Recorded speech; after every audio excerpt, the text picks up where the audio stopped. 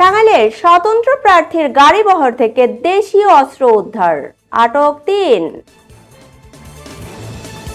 টাঙ্গাইল ১ আসনের স্বতন্ত্র প্রার্থী মোহাম্মদ আসাদুল ইসলাম ওরফে কর্নেল অব আজাদের গাড়িবহর থেকে দেশীয় অস্ত্র উদ্ধার করেছে সেনাবাহিনীর টহল দল।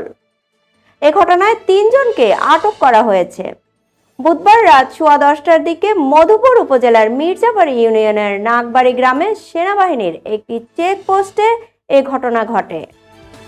তল্লাশির সময় একটি গাড়িবহর থেকে 5টি হকি স্টিক, 4টি চাইনিজ কুড়াল ও কয়েকটি লাঠি উদ্ধার করা হয়।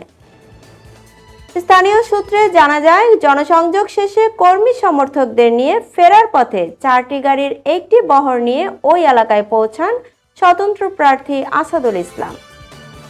বহরের প্রথম গাড়িতে তিনি নিজেই ছিলেন। সেনাবাহিনীর চেকপোস্টে তল্লাশির সময় দ্বিতীয় গাড়ি থেকে দেশীয় অস্ত্র পাওয়া গেলে সেখানে থাকা ৩ জনকে আটক করা হয়।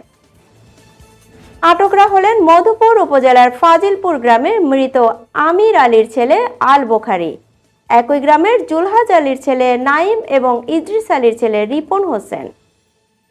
প্রত্যক্ষদর্শীরা জানান, তল্লাশির খবর ছড়িয়ে পড়লে ঘটনাস্থলে আসাদুল ইসলামের কর্মী সমর্থকেরা জড়ো হতে থাকেন। পরিস্থিতি নিয়ন্ত্রণে সেনাবাহিনী ঊর্ধ্বতন কর্তৃপক্ষের অবহিত করলে পুলিশ ও নির্বাহী ম্যাজিস্ট্রেট ঘটনাস্থলে উপস্থিত হন। পরে আটক ৩ জন ও উদ্ধারকৃত অস্ত্র থানায় হস্তান্তর করা হয়। সহকারী police super Madhupur circle Ariful Islam বলেন, ৩ জনকে আটক করা হয়েছে এবং দেশীয় অস্ত্র উদ্ধার করা হয়েছে। আইনগত প্রতিক্রিয়া শেষে বিস্তারিত জানানো হবে।